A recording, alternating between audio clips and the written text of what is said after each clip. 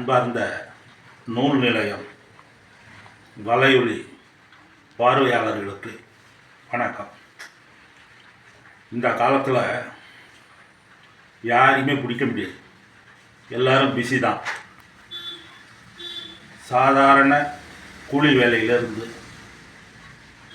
வெளிநாட்டில் வேலை செய்யக்கூடியவர்கள், சாஃப்ட்வேர் இன்ஜினியர்கள், அமைச்சர்கள், சட்டமன்ற உறுப்பினர்கள் என்று வியாபாரிகள் அனைவரும் பிஸி தான்.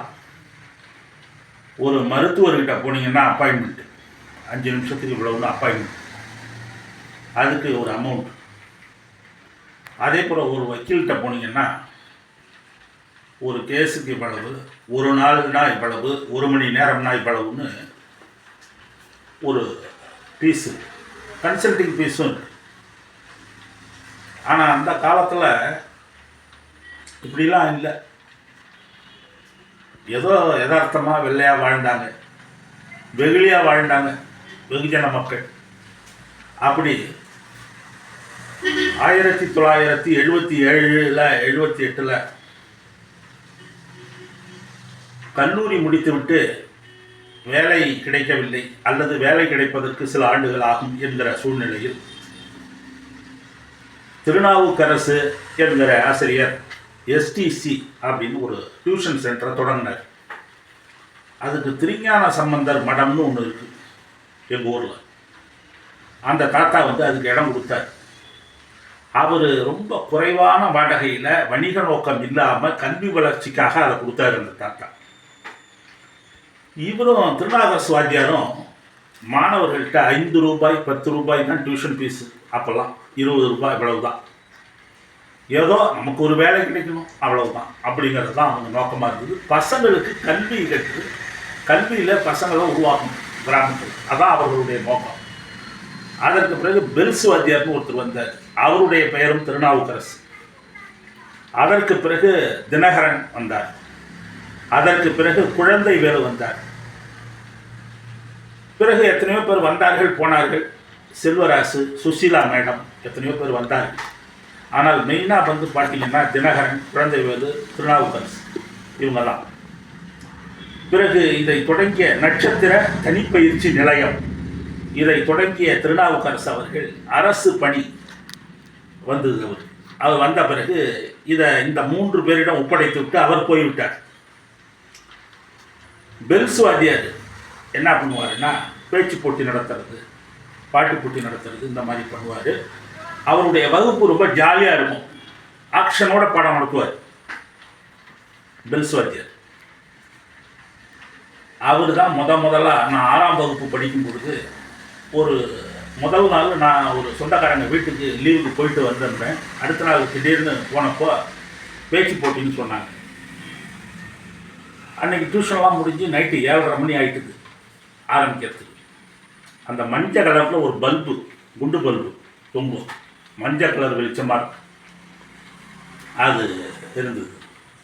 எல்லா மாணவர்களும் பேசினாங்க. பேசி முடித்த பிறகு இந்த பேச்சு போட்டிக்கு பேர் கொடுக்காத மாணவர்கள் ஆசைப்பட்டால் அவங்க பேசலாம் அப்படின்னு சொன்னாங்க. கடைசியாக முன்னாடியே பேர் கொடுத்துடணும் லிஸ்ட்டில். பேர் கொடுக்கலன்னா அவங்க பேச முடியாது. பேர் கொடுக்காமல் இருக்கிறவங்களும் பேசலாம் அப்படின்னு சொன்னாங்க. நான் எழுந்திரிச்சு பேசினேன். தலைப்பு என்னன்னா எஸ்டிசி மாணவனின் தனிச்சிறப்பு. அதுக்கு முன்னாடி ஒரு பையன் போய் ஏரியில் குதிச்சான். ஏய் ஏண்டா இந்த மாதிரி டியூஷனுக்கு வராமல் இந்த மாதிரி ஏரியில் குதிக்கிறேன்னு வாத்தியார், குழந்தைகள் வாத்தியார் கரையில் நின்றுட்டு கத்துனார். பிறகு வந்தார். ஒரு பையன் மேலே மரத்தில் ஏறி பாபா மாதிரி தூங்கினான், குரங்கு மாதிரி. அவர் இப்படியே நிமிந்து பார்த்து, ஏய் இறங்கடா கீழே, குரங்கு மேலே ஏறி பாபா மாதிரி தூங்குற, கீழே இறங்கடா, கை கால் ஒடிஞ்சிட போகுது அப்படின்னு சொன்னார். பசங்கன்னா அப்படித்தானே இருப்பானுங்க. அதெல்லாம் நான் கண்ணால் பார்த்தேன். பார்த்துட்டு சொன்னேன், மாணவர்கள் படிப்பில் சாதிக்க வேண்டும், வாழ்க்கையில் விளையாட்டு போட்டியில் சாதிக்கணும், படிப்பில் சாதிக்கணும், இல்லைன்னா வேறு ஏதாவது ஒரு சாதனை பண்ணணுமே ஒழிய இந்த மாதிரி ஏரியில் ஆபத்தான முறையில் குட்டிக்காரன் அடிக்கிறது, இந்த மாதிரி மரத்தில் குரங்கு மாதிரி ஏறி தாவறது இதுதான் எஸ்டிசி மாணவர்களுடைய தனிச்சிறப்பா அப்படின்னு கேட்டேன். மற்றவங்கெல்லாம் ப்ரிப்பேர் பண்ணி பேசினாங்க. நான் என் கண்ணு முன்னால் பார்த்ததை பேசினேன். ஒரே சிரிப்பு, ஒரே ஆரவாரம், கைத்தட்டல். அது அடங்கவே இல்லை. பெல்ஸ் வாத்தியார் ஏந்திரிச்சு சைலன்ஸ், அமைதி அப்படின்னு சொன்னார். பெல்ஸ் வாத்தியாருங்கிற திருநாவுக்கரசு வாத்தியார் சொன்னார் அமைதி அமைதி அப்படின்னு பசங்களை அமைதிப்படுத்திட்டு ஏந்திரிச்சு சொன்னார்,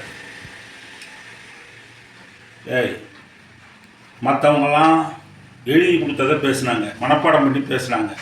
இந்த பையன் தன்னுடைய சொந்த முயற்சியில் சுய சிந்தனையோட பேசுகிறான், கண் முன்னால் கண்டதை பேசுகிறான்.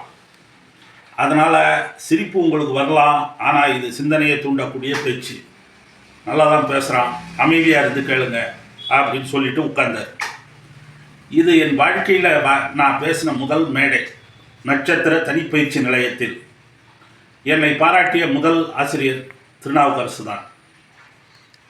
எஸ்டிசி மேடை தான். இங்கே நம்ம சொல்ல வர்ற பாயிண்ட் அது இல்லை. உலகத்தில் நீங்கள் புரிஞ்சிங்க,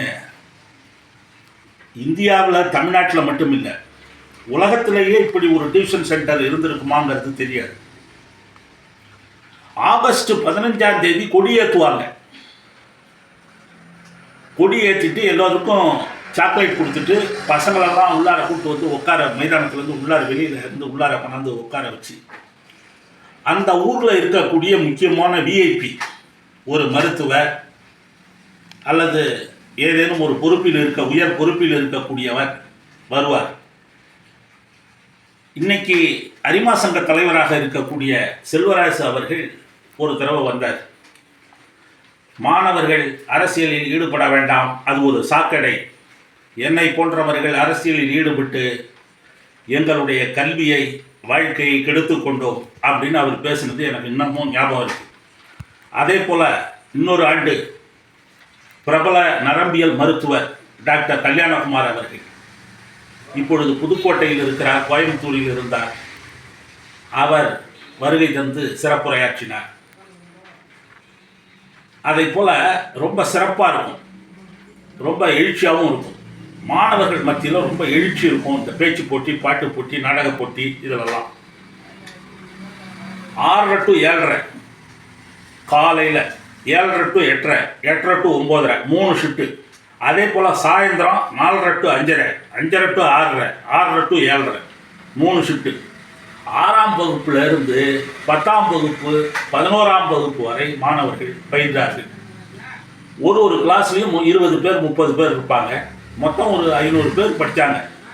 ஒரு தனியார் பள்ளிக்கூடம் மாதிரி அது இயங்குச்சு 1990-95 வரைக்கும். அதே போல் ஆண்டு இறுதியில் வாரம் ஞாயிற்றுக்கிழமை அன்னைக்கு டெஸ்ட்டு, ஞாயிற்றுக்கிழமை சாயந்தரம் லீவு. ஆண்டு ஜனவரி பிப்ரவரியில் பேச்சு போட்டி, பாட்டு போட்டி, நாடக போட்டி இதெல்லாம் வைப்பாங்க. நல்லா கேட்டுக்கணும், நல்லா கவனிச்சுக்கணும். ஒரு பள்ளிக்கூடத்தில் ஒரு டியூஷன் சென்டர், அதுவும் மாணவர்கள்ட்ட சொற்ப தொகை தான் வாங்குவாங்க. சில மாணவர்கள் அதை கூட கொடுக்கறதுக்கு வழி இல்லாமல் இருப்பாங்க. சில மாணவர்கள் வீடுகளில் கரண்ட்டே இருக்காது படிக்கிறதுக்கு. அந்த மாதிரி வீடுகளில் இருக்கக்கூடிய பசங்களை தன்னுடைய வீட்டில் இருந்து படிக்க சொல்லி டியூஷன் சென்டரில் இருந்து படிக்க சொல்லுவாங்க வாத்தியார்கள். அப்படிலாம் இருந்த காலம் அது. அப்படிப்பட்ட காலத்தில் இந்த சொற்ப ஊதியத்தில் இந்த டியூஷன் நடத்துகிறதே பெரிய விஷயம். அப்படி இருக்கிறப்ப மாணவர்களுடைய உணர்ச்சிக்கு வடிகால் வேண்டும், அவர்களுடைய மூளைக்கு ஒரு மாற்றம் வேண்டும், இந்த கல்வி திட்டத்தில் ஒரு மாறுதல் வேண்டும், மாணவர்கள் புத்துணர்ச்சி அடைய வேண்டும், மகிழ்ச்சி அடைய வேண்டும் என்பதற்காக அவர்களுடைய மனதில், உடம்பிலும் உள்ளத்திலும் ஆரோக்கியம் ஏற்பட வேண்டும், மூளைக்கு ஓய்வு தர வேண்டும், மகிழ்ச்சி அடைய வேண்டும் என்பதற்காக பேச்சு போட்டி, பாட்டு போட்டி, நாடக போட்டி நடத்தினார்கள். நட்சத்திர தனிப்பயிற்சி நிலையம். நல்லா கவனிங்க, அந்த ஆசிரியர்களுடைய வேலை அது அல்ல, டியூஷன் நடத்துறது தான். ஆனால் அதை தாண்டி சுதந்திர தினம், ஆகஸ்ட் 15 சுதந்திர தினம், ஜனவரி 26 குடியரசு தினம், டீ பார்க், ஆசிரியர்களுக்கு பாராட்டு விழா, மாணவர்களுக்கு பாராட்டு பரிசளிப்பு விழா, பேச்சு போட்டி, பாட்டு போட்டி, நாடக போட்டிலாம் அவங்க நடத்தணும்னு அவசியமே கிடையாது. அது அவர்களுடைய வேலை இல்லை. இருந்தாலும் அதை அவர்கள் செய்தார்கள். அதனால்தான் எங்கள் மனதில் அவர்கள் இன்றைக்கும் வாழ்கிறார்கள். அதற்கு பிறகு அவர்கள் செய்த தவறு, அதை சட்டப்பூர்வமாக ஒரு பள்ளியாக மாற்றவில்லை. ஏதோ மாத ஊதியம் பெற்றோம் என்று வேலைக்கு போய்விட்டார்கள், வேறு பாதைக்கு போய்விட்டார்கள். அவர்கள் சாராயம் காய்ச்சுகிறவர்கள், கல்வியை காசாக்கக்கூடிய வியாபாரிகள், அரசியல்வாதிகள் கல்வியை கொள்ளையடிக்கிறார்கள், தொழிலதிபர்களாக இருக்கிறார்கள். அவர்களெல்லாம் ஏதோ ஒரு வியாபாரம் செய்வதைப் போல பள்ளிக்கூடத்தை, கல்லூரியை இன்றைக்கு நடத்துகிறார்கள். ஆனால் இந்த அர்ப்பணிப்பு உணர்வோடு, நல்ல மனதோடு மாணவர்களை பயிற்றுவித்த இப்படிப்பட்ட ஒரு ஆசிரியர்கள் அதை ஒரு பள்ளியாக, தனியார் பள்ளியாக உருவாக்கவில்லையே என்பதுதான் நம்முடைய வருத்தம்.